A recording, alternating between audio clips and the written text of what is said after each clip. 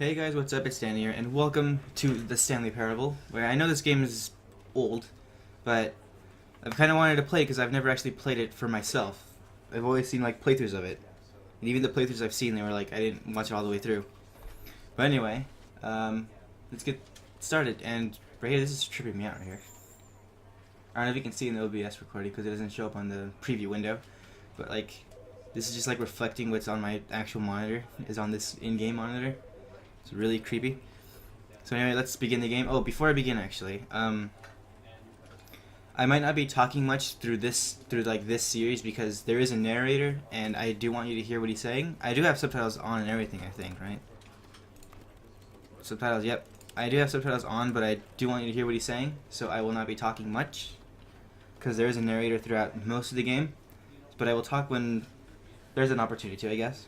But other than that, the narrator will do all the talking. So now, let's get started. The end is never, the end is never, no. The end is loading. Cool. Finally. This is the story of a man named Stanley. Stanley worked for a company in a big building where he was employee number 427. Employee number 427's job was simple. He sat at his desk in room 427 and he pushed buttons on a keyboard. Orders came to him through a monitor on his desk, telling him what buttons to push, how long to push them, and in what order.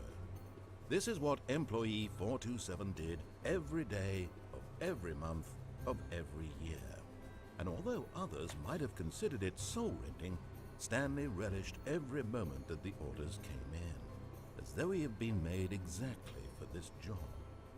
And Stanley was happy. And then one day, something very peculiar happened. Something that would forever change Stanley. Something he would never quite forget. He had been at his desk for nearly an hour when he realized that not one single order had arrived on the monitor for him to follow. No one had showed up to give him instructions, call a meeting, or even say hi. Never in all his years at the company had this happened. This complete isolation. Something was very clearly wrong. Shocked, frozen solid, Stanley found himself unable to move for the longest time. But as he came to his wits and regained his senses, he got up from his desk and stepped out of his office. Okay, I can move now. Oh, the vertical tears. Why does it look so dark in the preview window? Holy crap. That looks really dark. I don't know why. It's not that dark in here. Whatever. As long as you guys can see what it is. I might have to adjust it in editing a bit because it looks extremely dark. Holy crap. Stanley decided to go to the meeting room. Perhaps he had simply missed a memo. Okay, to the meeting room. Which I think is... Ooh. I'm gonna turn that off. And turn that off. I'm gonna look around a bit. No? No? Okay. Can I go in here? No. It's a nice painting. Close that door. No? Okay. Close that door. Stanley came to a set of two open doors. He entered the door on his left. But I want to go right. I'm going right. This was not the correct way to the meeting room, and Stanley knew it perfectly well. Perhaps he wanted to stop by the employee lounge first, just to admire it. Yeah, let's admire the employee lounge. Why not? Yes, truly a room worth admiring. It had really been worth the detour after all, just to spend a few moments here in this immaculate, beautifully constructed room. Stanley simply stood here, drinking it all in. You guys have a very nice room, actually. What does that mug say? Fuel. Yes, really, really worth it being here in the room. A room, but eager to get back to business, Stanley took the first open door on his left. That looks sketchy. I don't want to go in there. I'm going over here. Ooh. Stanley was so bad at following directions, it's incredible he wasn't fired years ago.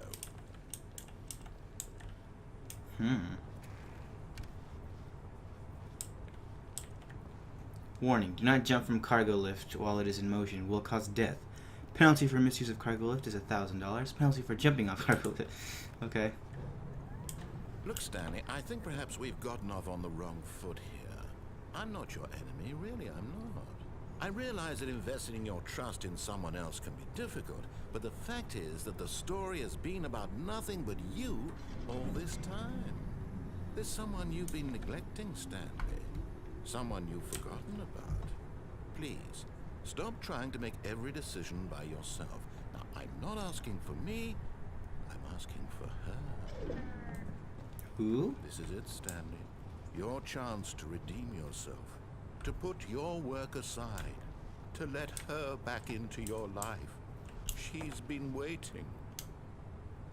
Who's been waiting? I don't know who you're talking about. Nothing there? Chair.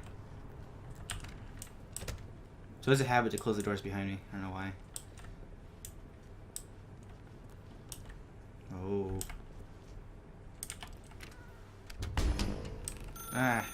That's her, Stanley. You need to be the one to do this. To reach out to her. If you can truly place your faith in another, then pick up the phone. Picking up phone. What's going on? Oh my. Oh, Stanley, is that you? Hold on, sweetie. Sorry to keep you waiting. I'm just pulling the bread out of the oven. All right. Okay, there we go. All right, now, I want you to come in and tell me all about your day. Gotcha. Oh, come on. Did you actually think you had a loving wife who'd want to commit their life to you? I'm trying to make a point here, Stanley.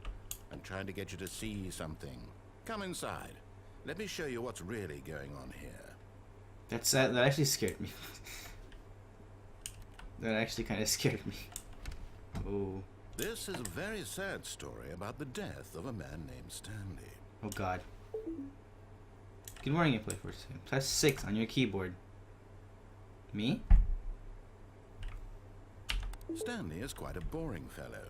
He has a job that demands nothing of him, and every button that he pushes is a reminder of the inconsequential nature of his existence.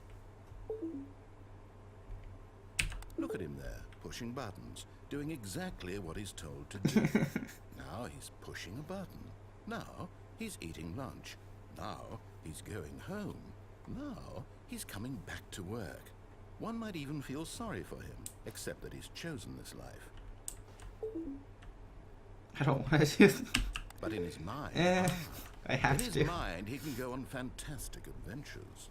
From behind his desk, Stanley dreamed of wild expeditions into the unknown, fantastic discoveries of new lands. It was wonderful, and each day that he returned to work was a reminder that none of it would ever happen to him. And so he began to fantasize about his own job. First, he imagined that one day while at work, he stepped up from his desk to realize that all of his co-workers, his boss, everyone in the building had suddenly vanished off the face of the earth. The thought excited him terribly. So he went further. He imagined that he came to 2 open doors and that he could go through either. At last, choice. It barely even mattered what lay behind each door. The mere thought that his decisions would mean something was almost too wonderful to behold. As he wandered through this fantasy world, he began to fill it with many possible paths and destinations. Down one path lay an enormous round room with monitors and mind controls. And down another was a yellow line that weaved in many directions. And down another was a game with a baby. And he called it the Stanley Parable. Ooh. It was such a wonderful fantasy, and so in his head he relived it again, and then again, and again, over and over, wishing beyond hope that it would never end, that he might always feel this free. Surely there's an answer down some new path. Mustn't there be? Perhaps if he played just one more time. But there is no answer. How could there possibly be? In it's just the creepy all mannequin's he's doing gone. is pushing the same buttons he always has. Nothing has changed. The longer he spends here, the more invested he gets. The more he forgets which life is the real one. And I'm trying to tell him this. That in this world he can never be anything but an observer. That as long as he remains here, he's slowly killing himself. But he won't listen to me. He won't stop. Here, watch this. Stanley, the next time the screen asks you to push a button, do not do it.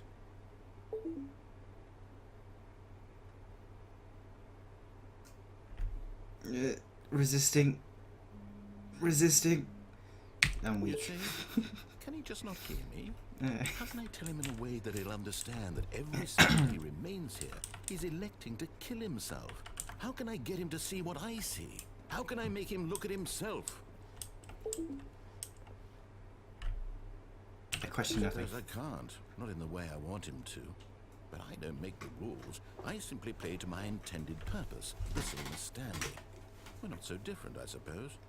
I'll try once more to convey all this to him. I'm compelled to. I must. Perhaps, well, maybe this time he'll see. Maybe this time. And I tried again. Please die. Stanley pushed a button. And I tried again. And Stanley pushed a button. What button?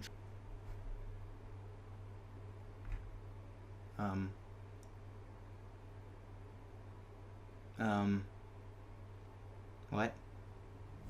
Meh. Okay. That's really weird. But anyway, I think I'm gonna end this episode here. The first episode of the Stanley Parable, where I know there's a lot of scenarios you can go through with this game. I'm not gonna try all of them, but I will try a few of them, and I will be sure to record them all. So thank you guys for watching. My name's Danny. Leave a like if you enjoyed, subscribe if you want to, and peace out, guys.